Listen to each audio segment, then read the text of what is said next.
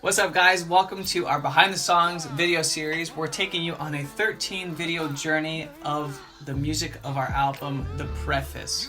This time, we're going to be talking about the song Invited. Let's hop into it. It's hard to tell you invited. Okay. We keep this party on like a light switch. Never seen nobody fly as I get. I do just what I like. Yeah, I'm just on that vibe. So, Invited is a real party starter. But did it always feel that way? No. So how did it become such a high-key banger? But how did it get to be such an NCB No Cap Banger? That's good, too. That's what we're going to talk about right now. Okay, so the first inspiration for this track came from Splice. Again, Splice came through, so this is a vocoder sample. This is the original right here.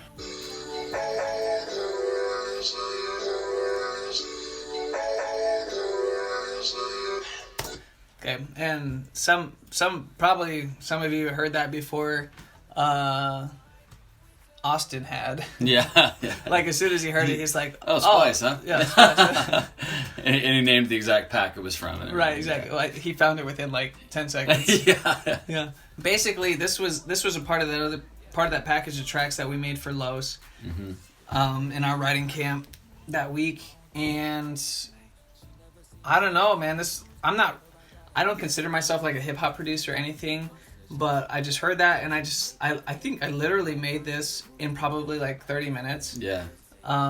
So basically, And we were shooting tracks back and forth at that point. Like we would, the flow was we would work individually, either in the afternoon or the morning, and then we'd come together. So we try to crank out 2 tracks a day. So we tried to do one individually and one together. And this was one of his, ones that he did by himself. And I remember hearing it and I was like, oh, yeah. That's an NCB. So basically, it's another piano hook. Like, at that time, I must have loved piano hooks. So yeah, that's just the Steinway Grand piano for Logix.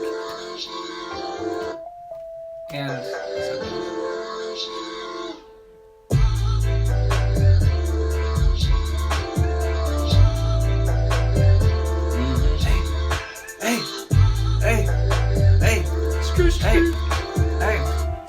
so when Los heard that for the first time, we're in the Mansion studio, and the huge studio monitors, the Genelecs, and they just like pound your ears. Yeah. In a nice way. Yeah. And that bass, that 808 bass, just kind of hit everybody really hard. Yeah. And this is what he did was he was kind of like leaning back on the little console there, and he heard that, he's like, okay, Yeah. y'all bringing the fire then. Anyway, he's like definitely want to do that one, and so we put that one in the folder of to-dos, and I think he ended up working on this like the second or third day. It stretched us. Yeah. Because we were still trying to find our sound, and he was one that tried to help us to find our new mojo. And at that time, and this is over a year ago, trap was the big thing, but trap was just on the verge of entering the mainstream. Because now there are trap elements in almost every pop song you're hearing. But then it was like, this was really stretching us, because we were thinking, we're not really a hip-hop group. We don't do trap. We don't want to sound like everything else out there. But he wanted to kind of give us some of that swag, kind of help us to say dope things in like really cool ways, which is... If you haven't noticed by now, we're super lame. You can talk more about the track, but I have one story I do have to share. Okay, go for it. You want to hear it? Yeah. I don't even think you know this. Okay. All right, so second verse. Every day gotta make moves, do my own thing like a dance move. She never see me in them shoes. Told her I got him in sky blue.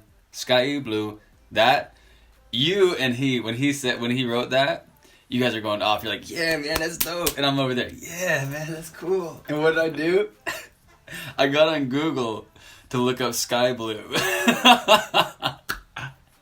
I was thinking, is this like JetBlue's an airline? Sky Blue, what is this, like a company? Like I was thinking like it was an upscale company like Gucci or something like that. I literally didn't know what it meant. That's how like how much zero street cred I had. I'm pretty swag most of the time, but I didn't get it. I did not get the line. And I acted like I got it for a good 30 minutes until it kind of gelled for me that it talked about the color of shoes.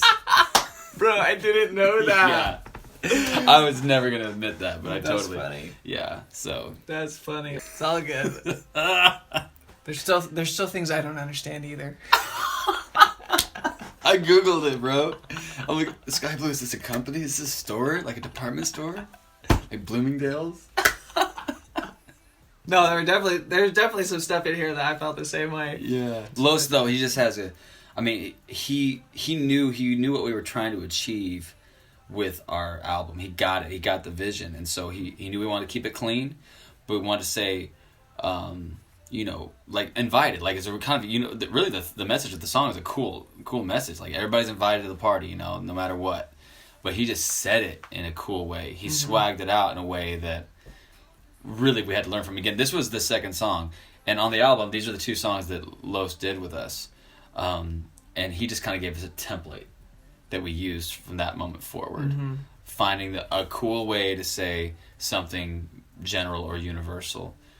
There are different ways we could have said you're invited to a party, but I don't know of any other cooler way than the way that he said some stuff. Is pretty dope. And we, at the time we were still coming from like that Earth, Wind and Fire influenced funk band stage of our group, and so it was hard for us to come up with melodies and such that weren't like 70s. Right.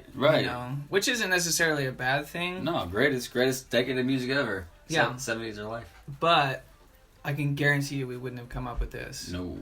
So that was a real blessing, and honestly now it's one of my favorite songs to perform. Oh yeah. And I think it's definitely a crowd favorite. But Aaron really brought the heat on the track, no doubt about that. Los brought the top line in, and we got it all done, sat on it for 3 months, decided we wanted to put it on the album, but it didn't feel totally done yet. And so in Aaron's kitchen, we said we gotta finish this out, and we said it feels like it needs a post hook.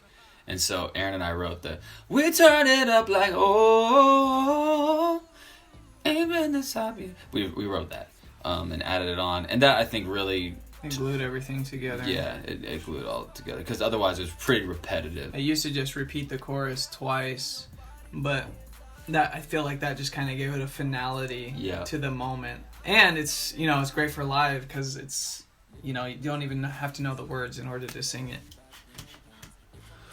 It's not hard to tell you're a Viking. So we got it all written, and then we shipped it off to Austin. We recorded a rough vocal, shipped it off to Austin, and he came back with some changes to the track that were just fantastic. Straight fire. They're straight fire. It was a lituation in the building. We also had some choices to make. Regarding the vocal, we were still trying to find what our sound was, and originally Los, he sang it, and it was in a different key, so it was higher, and that definitely lends more toward Aaron. But then we brought down the track a notch or two, key wise, and it just wasn't feeling right, and so Aaron had the idea to throw me on the verse lower, kind of like Drake-ish, and that seemed to work. You're giving me too much credit. I think that was both of our Let's get a little sneak peek here of Aaron's failure here. Here, hold up. Living my best life in Branson. I never worry about them ones. If I'ma say it against them, hands in the air wanna. Dude, that's just straight boring, bro. Like, it sounds so much better with your voice. But the funny thing about. Like, it's not necessarily that I sang it bad, but there was just the one word that I kept getting hung up on. It was living my best life. And I don't know I don't know what the deal is. You know, when I've gone to the dentist in the past, they said I have really great saliva glands, but I could not say best life without. So I go, living my best life in this. And we just couldn't, like, let me just play it by itself. Yeah. I couldn't do it. Living my best life in this. Living my best life in this. I just couldn't do it.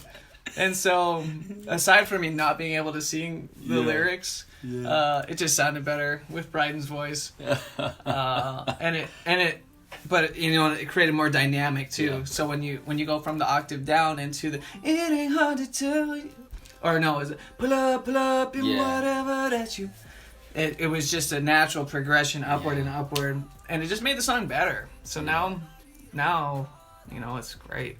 Yeah, all the right moments are there, but that was funny. So I had my Sky Blue confessional, and you had your best life. It's my best life. So it was a fun song. All in all, it was great. Austin killed the track again. It was a lot of fun. Los killed the top line, and we added our little sauce onto it, and it turned out great.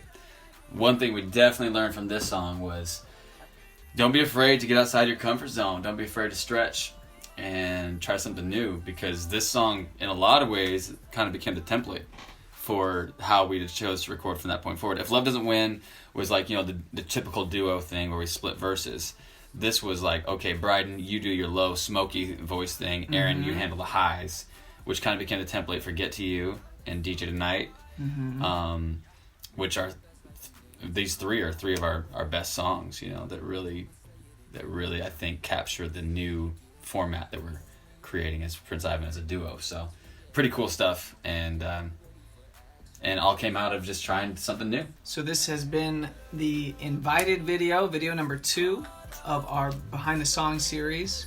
Hope you've enjoyed it. If you haven't subscribed to our email list, go ahead and do that. We've got some email exclusive videos talking about the process of creating, writing, producing the album, take you behind the scenes on all of the things we had to learn as artists. See you on the next one. I think it's video 3, which is Ain't Nobody Else.